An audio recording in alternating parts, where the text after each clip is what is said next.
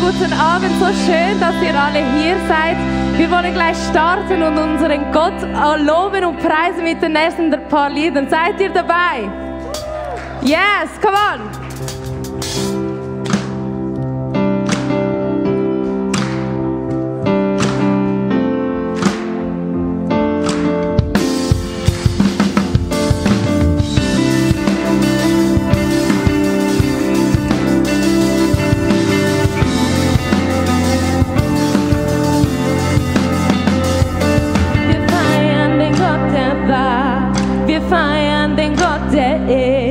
Wir feiern den Gott, der bleibt in Ewigkeit. Er öffnet Gefängnistüren, wird uns in die Freiheit führen. Der Sieg gehört nur ihm allein. Dein Herz ist voll Freude und Leben, dein Herz ist voll Leben an diesem Tag. Wir werden schweigen, wir feiern dich, Gott. Dein Herz ist voll Freude und Leben, denn du bist hier an diesem Ort. Wir werden schweigen, wir feiern dich, Gott. Oh, oh.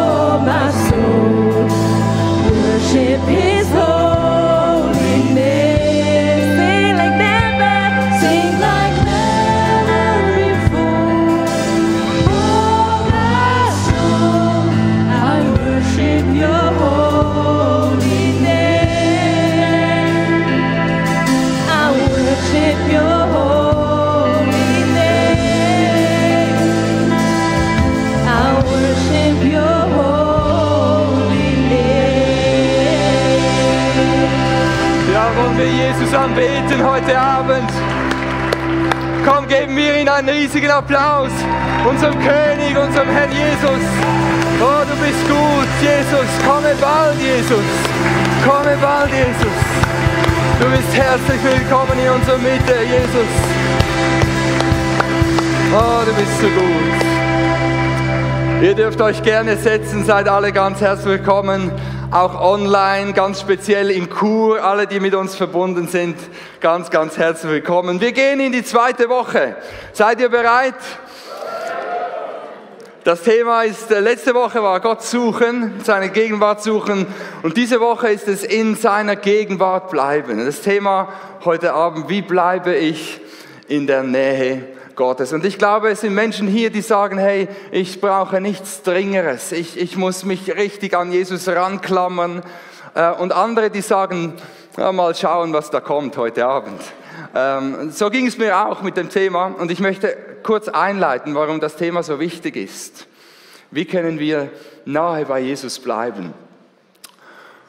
Vielleicht hast du es schon erlebt, dass jemand, der dir sehr nahe steht, der Christ war, aus der Gemeinde gegangen ist und irgendwann auch den Glauben an Jesus verloren hat.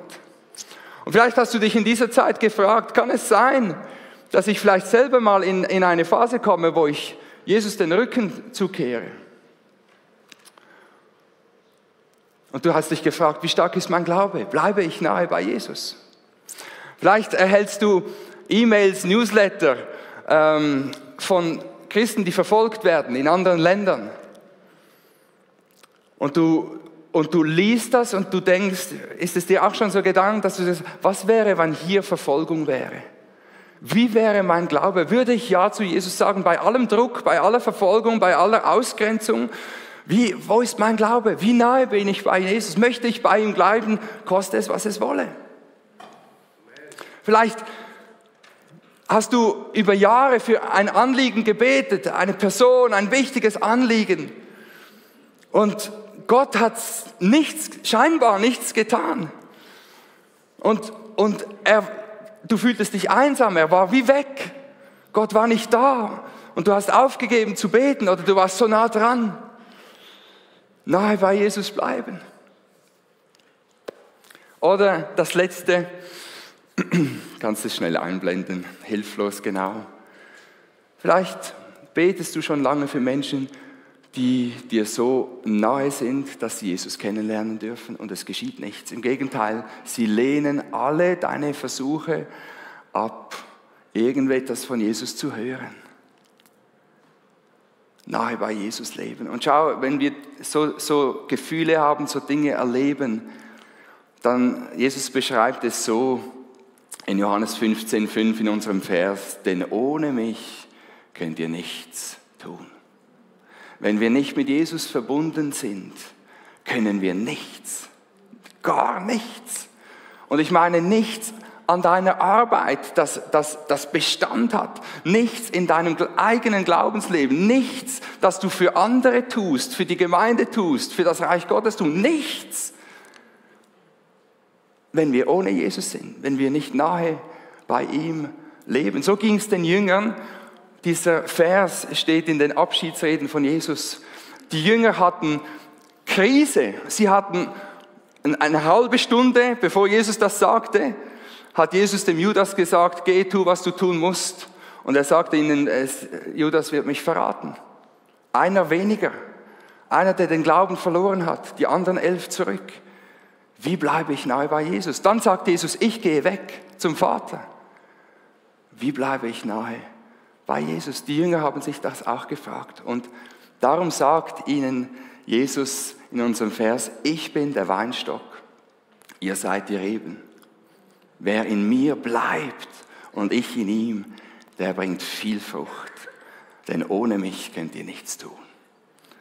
Und Gott ruft uns heute Abend zu verstehen, wie wichtig das ist, dass wir bei ihm bleiben. Für unseren eigenen Glauben und damit unser Leben viel Frucht bringen kann. Und ganz ehrlich, wenn wir diesen Vers so lesen, wer in mir bleibt und ich in ihm, der bringt viel Frucht. Frucht wird automatisch kommen. wenn wir in Jesus bleiben. Du musst dir keine Sorgen machen, dass dein Leben ein Leben ist, das Frucht bringt. Das Einzige, was wir uns sorgen sollen, ist, dass wir in ihm bleiben. Und die Frage ist, wie bleiben wir in Jesus?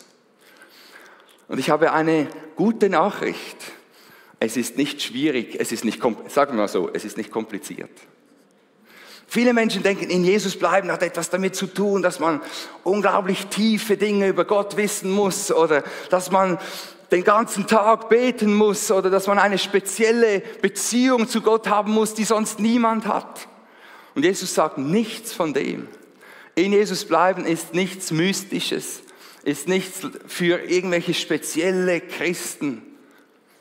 Jesus sagt allen seinen Jüngern, in den Versen rumherum, vorne und hinten, wenn du den Kontext liest, was es bedeutet, in Jesus zu bleiben. Wie können wir in Jesus bleiben? Erstens, Jesus sagt, wenn ihr in mir bleibt und meine Worte in euch bleiben. Wenn wir uns beschäftigen mit den Worten von Jesus, in unseren Gedanken, in unseren Gefühlen, in unseren Absichten, was wir tun wollen, wenn wir in seinen Worten bleiben, bleiben wir in Jesus. Sind wir nahe bei ihm. So simpel. Und ich möchte wiederholen, was Matthias am Freitag gesagt hat. Ich fand das so wertvoll für mein eigenes Leben. Wenn du die Bibel liest, setz dich in die Geschichte hinein, vor allem wenn es um Jesus geht. Sei dabei, stell dir vor, wie es ist, wenn du selber neben Jesus stehen würdest, damit nicht nur deine Gedanken reingenommen werden in das, was du liest, sondern dein ganzes Herz, deine Emotionen, dein Willen, deine Wünsche, deine Träume, dass alles da drin ist. Als Matthias das am Freitag gesagt hat, hatte ich gerade die Geschichte gelesen von der Fußwaschung. Und ich habe mir dann Zeit genommen am Freitagabend und habe gesagt, wie wäre das, wenn ich dabei gewesen wäre? Jesus wäscht die stinkenden Füße der 12 Jünger und dann auch noch meine. Und weißt du, was mir so aufgefallen ist? Das war der Abend, bevor Jesus gekreuzigt wurde. Und er hat nicht an sich gedacht, sondern nur an seine Jünger. Er hatte Zeit, das brauchte vermutlich viel Zeit, von der einen Person zur anderen zu gehen, jeder dreckiger als der andere, mit Sand und Schmutz und vielleicht noch in eine Weinlache hineingelaufen beim Festen oder so. Und all das hat Jesus sich Zeit genommen, die Füße zu waschen. Was für eine Gnade, was für eine Liebe, was für ein Dienst von Jesus. Und wenn wir das so lesen und du bist drin in der Geschichte, musst du sagen, was haben wir für einen herrlichen Gott, einen wunderbaren, einen liebenden Gott. Und Gottes Freude kommt in unseren Herzen hoch, bleibt in meinen Worten, der bleibt in mir. Und das Zweite, was uns Jesus sagt, wie wir in ihm bleiben, ist, dass wir ihm gehorsam sind. Nichts mehr als das, dass wir das, was er uns sagt, dass wir es tun. Wenn ihr mir gehorcht, bleibt ihr in meiner Liebe. Und jetzt schau, Jesus sagt, das ist mein ganzes Geheimnis. Ich habe die Liebe des Vaters jeden Tag erlebt, weil ich einfach in das getan habe, was er mir gesagt hat. Und er macht es nicht schwer für uns. Er sagt, wenn du bei mir bleiben möchtest, in meiner Nähe bleiben möchtest, in mir bleiben möchtest, tu, was ich dir gesagt habe. Tu, was ich dir gesagt habe. Und das Wichtigste war Jesus, dass wir einander lieben. Dass wir einander von Herzen lieben. Das ist sein Gebot an uns. Ich war letzte Woche an den Gebetsabenden, ich saß da vorne und an einem Abend habe ich nur umhergeschaut, gesehen, wie Menschen, wir hätten sonst nichts miteinander zu tun, teilweise, wenn wir Jesus nicht kennen würden. Wir sind aus so verschiedenen Hintergründen da, aber Menschen reden miteinander, sie hören einander zu, sie beten füreinander, sie suchen die Gebetsanliegen von Menschen, die sie nicht kennen, um Zeit zu investieren. Weil wir einander lieben, weil wir die Gebote von Jesus halten, weil wir nahe bei ihm sein möchten. Und Jesus schließt dann mit den Worten, das sage ich euch im Vers 11, damit eure Freude vollkommen sei.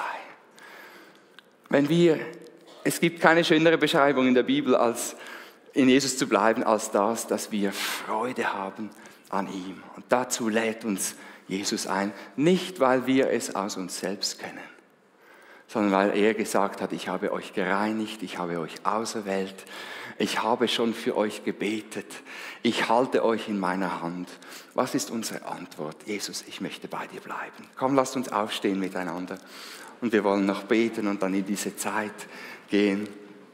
Jesus, du bist so ein wunderbarer Herr.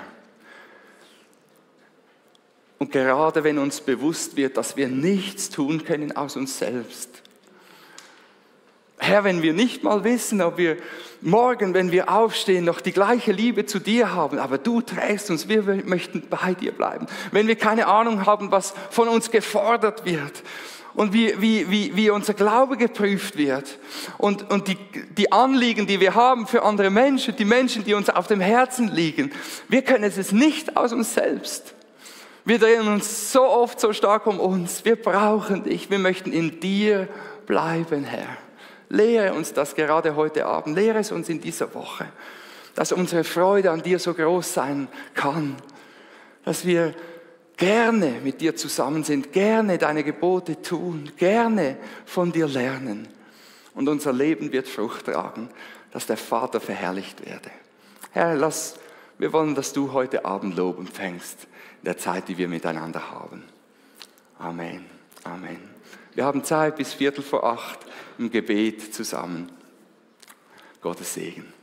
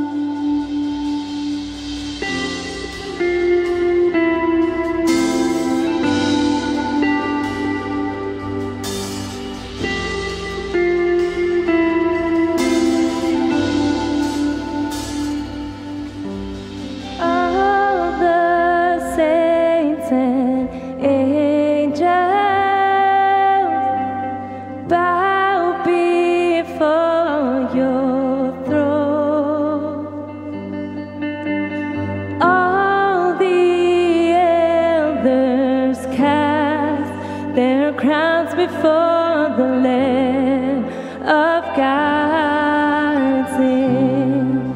You are worthy of it all.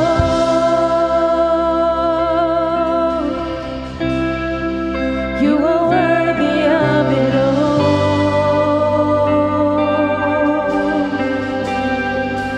For from you are all things, and to you are all things. You deserve the glory.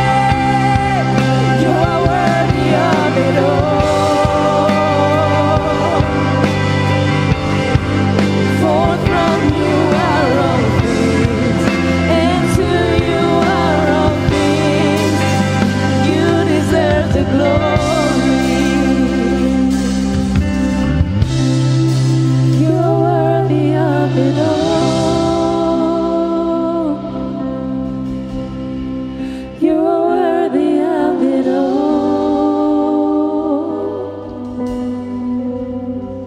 For from you are all things, and to you are all things. You deserve the glory.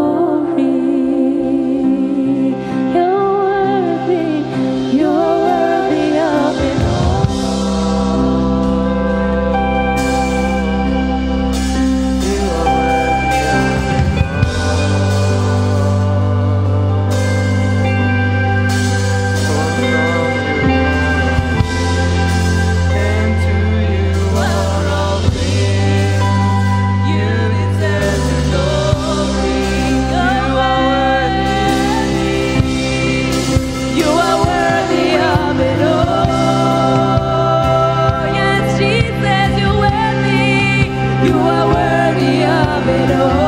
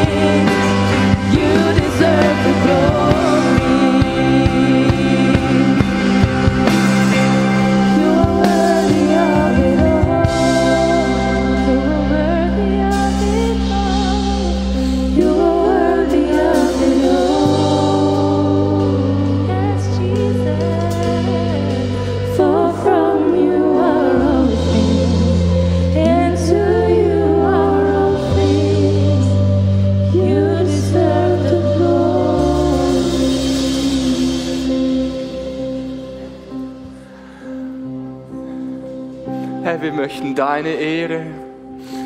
Herr, wir möchten, dass du groß rauskommst. Vater, wir möchten, dass alle Menschen sehen, wie herrlich, dass du bist. Herr, es geht uns nicht um uns, es geht uns um dich. Es geht uns nicht um unseren Status, es geht uns um dich. Es geht uns nicht darum, dass du möglichst viele unserer Gebete erhörst, sondern dass dein Wille geschehen kann, Herr. Dass dein Reich komme, dass deine Herrlichkeit sichtbar wird. Dass Menschen erkennen, wie herrlich dass du bist, wie gut dass du bist. Dass deine guten Pläne in Erfüllung gehen können, Herr. Und darum beten wir, Herr. Weil du so ein guter Gott bist.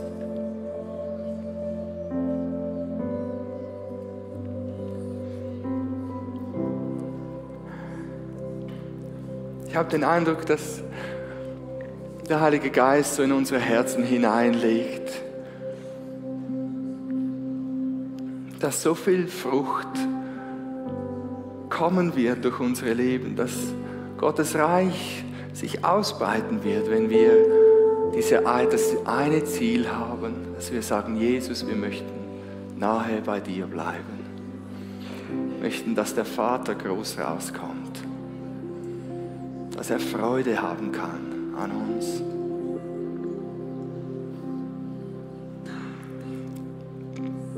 Und Heiliger Geist, wenn wir jetzt noch beten für einige Anliegen, dann wollen wir deine Größe vor Augen haben, deine Ehre vor Augen haben. Wir danken dir, dass du uns leitest in diesen Gebeten. Amen. Wir beten heute Abend noch in kleinen Gruppen und wenn ich euch einen Vorschlag machen kann, betet doch so 2, 3 Sätze und dann kommt der andere dran und dann gibt es vielleicht noch eine zweite Runde.